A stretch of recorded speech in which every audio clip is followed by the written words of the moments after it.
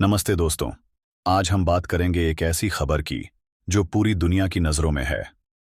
रूस और यूक्रेन के बीच पिछले 3 साल से चल रहा युद्ध अब खत्म होने की कगार पर है, ऐसा दावा किया है अमेरिकी राष्ट्रपति डोनाल्ड ट्रंप ने। उन्होंने कहा है कि इस हफ्ते दोनों देशों के बीच जंग रुक सकती है। ट्रंप का कहना है कि अगर सब कुछ ठीक रहा तो रूस और यूक्रेन न सिर्फ युद्ध विराम करेंगे बल्कि अमेरिका के साथ बड़े व्यापारिक समझौते भी करेंगे।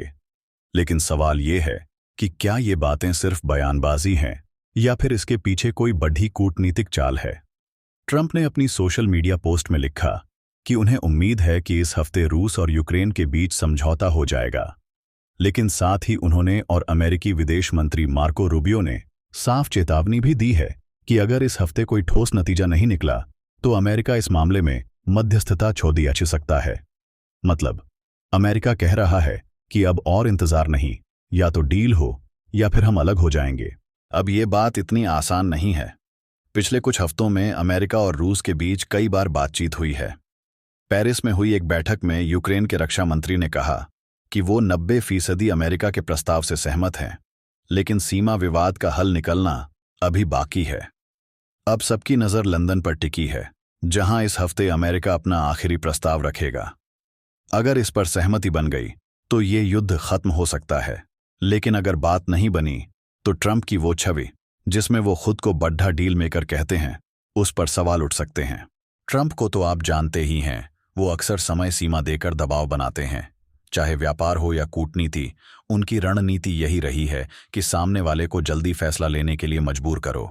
अपने चुनाव प्रचार के दौरान उन्होंने कहा था कि वो 24 घंटे में ये युद्ध खत्म कर देंगे। अब राष्ट्रपति बने उन्हें 3 महीने हो चुके हैं और ये नई समय सीमा दिखाती है कि अमेरिका अब ज्यादा देर नहीं करना चाहता। लेकिन एक बात और है, अगर लंदन में बात नहीं बनी तो ट्रंप क्या करेंगे? क्या वो इस मामले को संयुक्त राष्ट्र या नाटो के हवाले करके पीछे हट जाएंगे? अब 3 संभावनाएं सामने हैं। पहली, ये आखिरी कोशिश कामयाब हो सकती है और युद्ध रुक सकता है। दूसरी, ये सिर्फ दबाव बनाने की रणनीति हो ताकि 2026 के अमेरिकी चुनावों में ट्रंप को फायदा मिले। और तीसरी, अगर बात नहीं बनी तो अमेरिका सचमुच मध्यस्थता छोड़ दे। अगर लंदन में समझौता हो गया तो ये ट्रंप की सबसे बड़ी कूटनीतिक जीत होगी, लेकिन अगर नाकामयाबी मिली तो उनकी साख को बड़ा झटका लग सकता है। तो दोस्तों, सवाल ये है कि क्या 3 साल की तबाही के बाद आखिरकार शांति की उम्मीद जागेगी, या फिर ये सब सिर्फ बयानों का खेल है? लंदन की बैठक के नतीजे पूरी दुनिया देख रही है। आप क्या सोचते हैं? हमें ज़रूर बताइए। तब तक के लिए नज़र रखिए, क्योंकि ये कहानी अभी ख़त्म नहीं हुई है।